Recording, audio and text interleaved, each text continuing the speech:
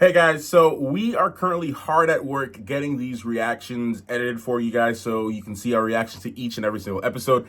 We got these episodes a while back and we had some time to watch them and kind of like gather our thoughts. But today, I'm just going to talk a little bit about how I'm feeling. So the show is already out today on Netflix and you guys can go there and check it out for yourself and see how you feel about it. At the end of the day, I'm just here to share my thoughts based on my experience and just share how I'm feeling about this adaptation for this animated series that I grew up watching, and some of you guys grew up watching this, some of you guys didn't watch this. So I'm gonna try to keep this pretty short because time is precious, guys. So the one thing that I can say about Avatar: The Last Airbender is that the highs are very high and the lows reach hell itself.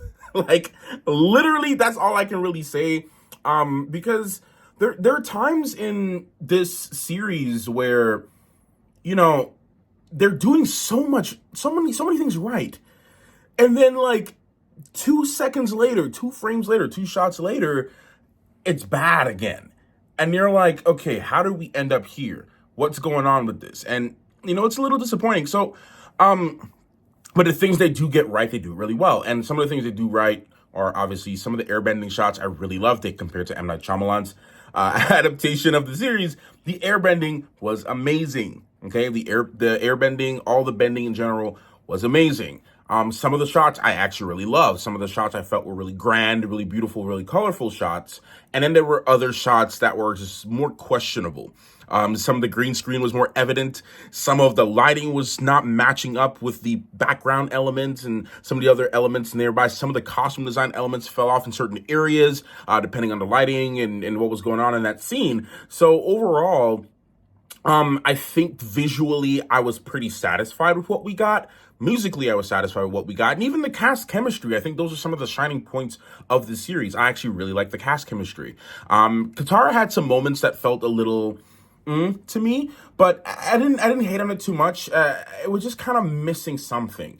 And Ian Owsley as Sokka, I think, was probably one of the strongest points of this series, to be honest. I think he was one of the shining moments of the series. He felt like Sokka, he looked like Sokka, and Gordon as Aang.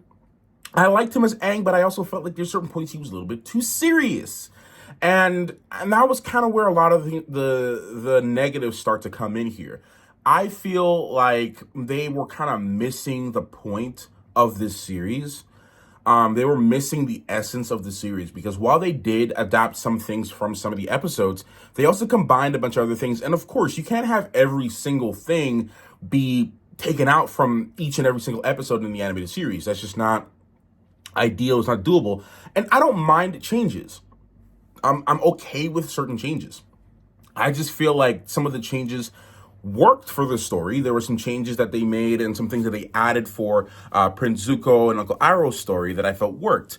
And then there were other changes that just did not work at all. And that was like, it made me question what were they doing, had me scratching my head, like what are they actually trying to accomplish in this scene here?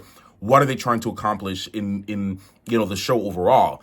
So I was a little bit kind of feeling like this.